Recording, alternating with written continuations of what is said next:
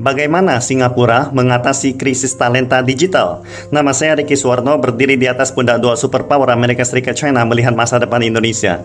Ketika kita Indonesia masih disibukkan dengan berbagai masalah internal, negara tetangga kita Singapura telah agresifnya merekrut besar-besaran talenta digital dari negeri tirai bambu untuk membangun pengaruh dan kerajaan internetnya di Asia Tenggara. Beberapa hari yang lalu, Ricky melihat sebuah artikel berjudul Elit Talenta Digital China sedang diimpor Singapura. Sebenarnya sejak tahun lalu, perusahaan internet Singapura telah secara besar-besaran merekrut banyak talenta digital dari China. Iklan rekrutmen Singapura mengatakan, rekrut di sekolah akan memberikan total paket sebesar $55.000 sampai $160.000 Amerika per tahun. Bila rekrut publik akan lebih tinggi lagi. Tidak ada istilah 996, jam kerja dari jam 10 AM sampai 6 PM, dengan persediaan makanan ringan yang tak terbatas, jaminan 18 hari cuti tahunan, 14 hari cuti sakit, penolakan perselisihan internal, tidak ada distribusi kinerja wajib, dan tidak ada ambang batas usia 35 tahun ke atas, dan lain sebagainya. Singkatnya, persyaratan rekrutmen ini kedengarannya sangat menarik, terutama bagi anak lulusan S1. Dalam hal ini bisa dilihat betapa Singapura ingin membangun pengaruhnya dengan dukungan talenta digital China. Seperti diketahui, populasi dan luas daratan Singapura hampir setara dengan 1,5 kali lipat salah satu distrik Beijing bernama Chaoyang District. Bila dilihat dari ukuran pasar dan daya tampung yang sangat terbatas untuk kesempatan kerja sekecil itu, bagaimana bisa menjadi tujuan baru migrasi dan minat para talenta internet China? Just FYI, China setiap tahunnya meluluskan 600.000 insinyur, sedangkan Amerika Serikat hanya memiliki 70.000 insinyur yang lulus setiap tahunnya, di mana di antara semua lulusan insinyur Amerika, ada sebagian besar berasal dari China. Sebenarnya, kecepatan perkembangan industri internet Singapura dalam beberapa tahun terakhir mungkin jauh melebihi imajinasi kebanyakan orang Indonesia. Banyak raksasa internet lahir di negara kecil ini. Misalnya ada perusahaan bernama Sea yang lebih dikenal sebagai Tencent Little Giant di Asia Tenggara.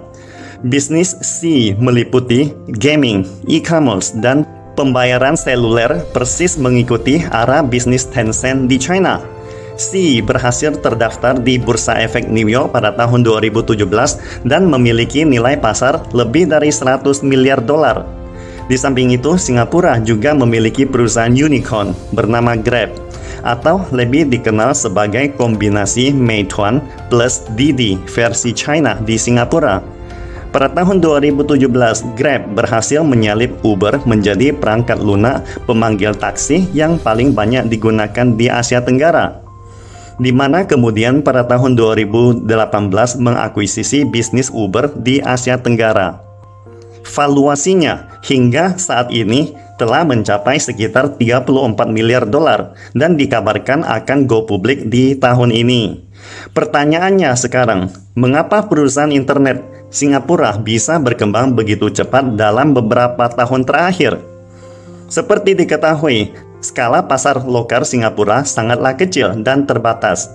Jadi sebenarnya yang mendukung pesatnya pertumbuhan perusahaan internet Singapura adalah pasar Asia Tenggara yang berpenduduk lebih dari 600 juta orang, di mana sebagian besar kontribusi berasal dari Indonesia. Asia Tenggara merupakan pasar digital dengan pertumbuhan tercepat di dunia, khususnya pada tahun 2020, di mana wabah epidemi mahkota baru virus corona telah merajalela dan mengubah kebiasaan pengeluaran atau konsumsi masyarakat setempat. Jadi, orang-orang mulai naik taksi online sehingga belanja online juga telah mempercepat popularitas internet di negara-negara Asia Tenggara. Jumlah total pengguna internet di Asia Tenggara hanya berkisar 200 juta pada tahun 2017, namun kemudian meningkat 2 kali lipat menjadi 400 juta pada tahun 2020. Total transaksi internet juga telah berlipat ganda dari tahun 2017 di 500 miliar dolar, naik menjadi 1.000 miliar dolar di tahun 2020. Diperkirakan pada tahun 2025 akan mencapai 3.000 miliar dolar. Dapat dilihat bahwa bisnis internet di Asia Tenggara yang sangat berpotensi. Di antara semua negara-negara di Asia Tenggara, Singapura adalah tempat terpadat bagi perusahaan internet dunia. Dengan Singapura sebagai basis, produk-produk dapat mencakup seluruh pasar Asia Tenggara, di mana semuanya ini bukan hanya perusahaan lokal Singapura. Sejak tahun 2020, banyak perusahaan raksasa internet China juga sudah mulai menyebar di Singapura. Misalnya, pada bulan Mei tahun 2020, Alibaba mengakuisisi 50% saham menara perkantoran utama bertingkat di Singapura bernama Exa Tower dengan total 1,2 miliar dolar, menggunakannya sebagai markas besar platform e-commerce di Asia Tenggara. Sementara itu, Tencent juga tidak mau ketinggalan sambil mengumumkan untuk mendirikan sebuah pusat penelitian teknologi di pusat kota Singapura. iQIYI, situs web streaming film dan video terkemuka di dunia, salah satu anak perusahaan dari Baidu, searching engine bahasa Mandarin terbesar dunia, juga telah mendirikan kantor pusat globalnya di Singapura.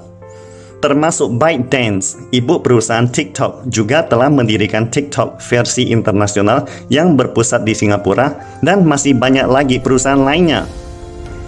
Bayangkan dengan dasar pertumbuhan pesat raksasa lokal di Singapura dan pendirian kantor pusat raksasa internet China di Singapura, menyebabkan permintaan Singapura akan talenta IT mulai meningkat tajam. Apalagi perkembangan internet Singapura secara keseluruhan masih jauh tertinggal dari China. Bahkan ada netizens yang mengatakan bahwa dunia internet Singapura sangat mirip dengan China 10 tahun yang lalu. Itulah sebabnya para talenta digital asal China yang direkrut ke Singapura dapat menemukan perasaan pengurangan dimensi, atau istilahnya keunggulan mutlak dibanding talenta lokal lainnya.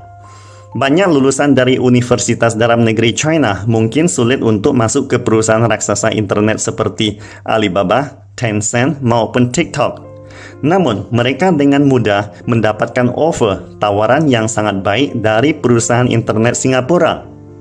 Menurut talenta digital China yang pernah bekerja di Singapura, situasi kerja di industri internet Singapura masih relatif lambat, di mana Anda tidak akan melihat satu karyawan pun yang lembur di kantor setelah jam 6 sore.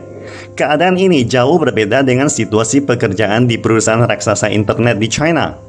Istilahnya, jam 6 sore adalah awal dimulainya pekerjaan atau lembur, karena kebanyakan mereka akan bekerja sampai paling tidak jam 9 malam ke atas. Mungkin inilah yang dinamakan China Speed. Bagaimana China bisa memenangkan persaingan yang sangat ketat di masyarakat global. Pastikan Anda subscribe dan share akun ini untuk mendapatkan info terbaru tentang teknologi terkini AI berkaitan. Salam Indonesia Maju!